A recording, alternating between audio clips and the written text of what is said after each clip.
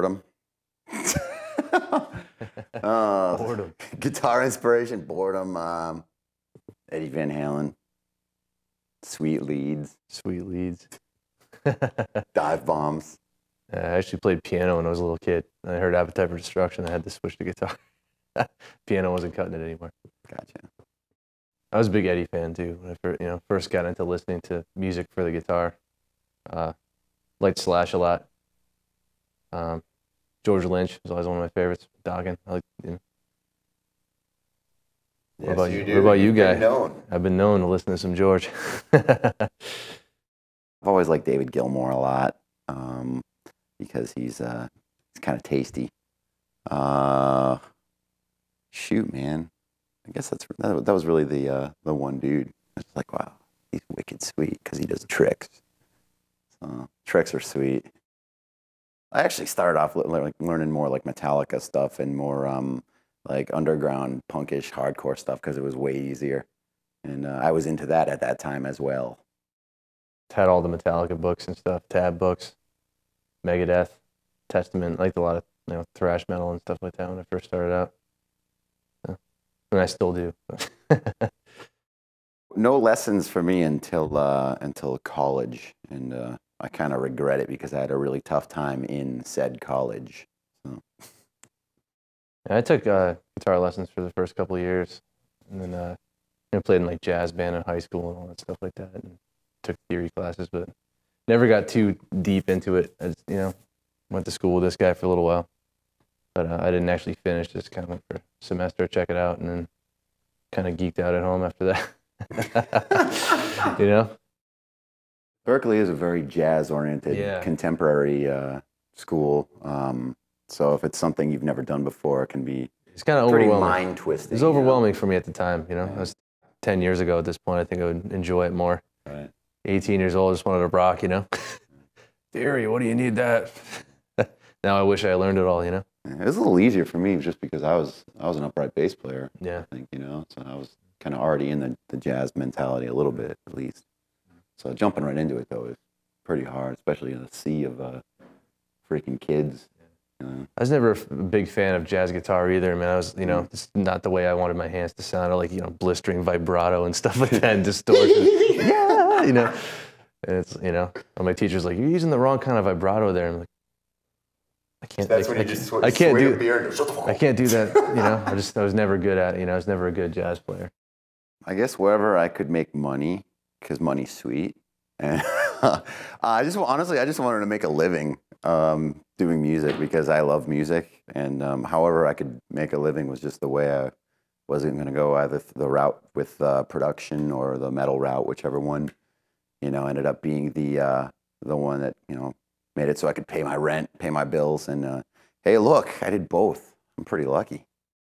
I like all kinds of music, really. It just kind of happened to be in a metal band at the moment. It's playing lots of shows and having some fun. So do it as long as I can.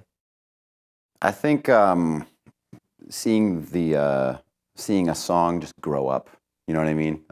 Watching a song kind of come to be is a very rewarding experience because you get to see it from its bare bones, and just its stage of infancy, and then it kind of can grow into something huge or touching or whatever it becomes. It's nice. It's rewarding to see something kind of go through so many changes like that.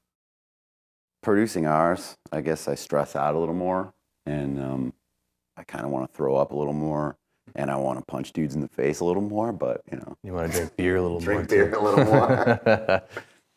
But there's a little more on the line because it's partially mine, my baby as well. So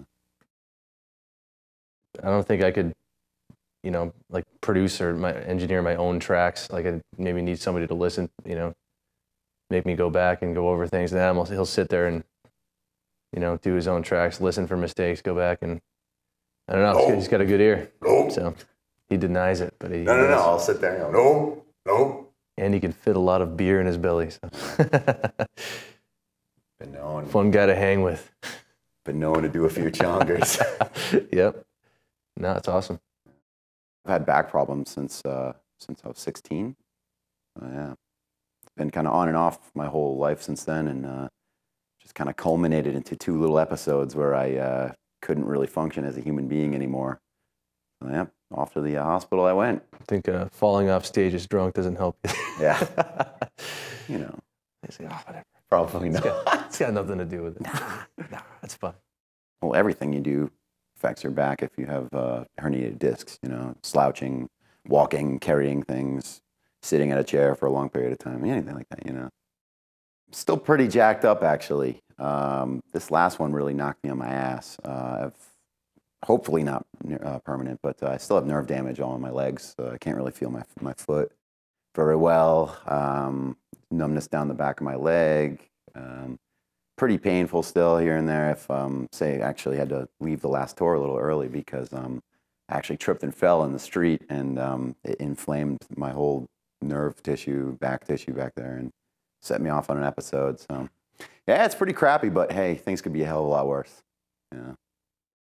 It's a different vibe. I know Howard works a lot harder. He does a lot more running around and stuff like that.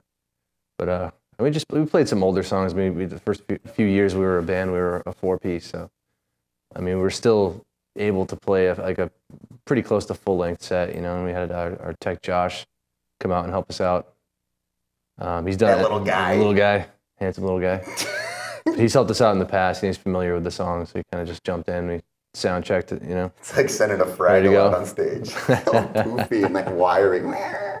Come the Fraggle Rock. Yeah. Yeah, he's standing over there. Yeah. The comparisons, well, they're Japanese and they're very beautiful. Yeah. They're pretty. Yeah, the president of Comparison, his name's Mr. Itaru Kano, and he's really great. He super generous with us. You know, pretty much, you know, sends us guitars and say, try these out and tell me what you think. And yeah, they're great instruments. We like them a lot. The Angelus model is what these are. It's kind of between a Les Paul PRS kind of thing. Very nice. We have a bunch of bolt-on models too that we use on stage. They're nice and light. And we've had good luck with them on stage and in the studio. Just stay in tune well, intonate well, play nice.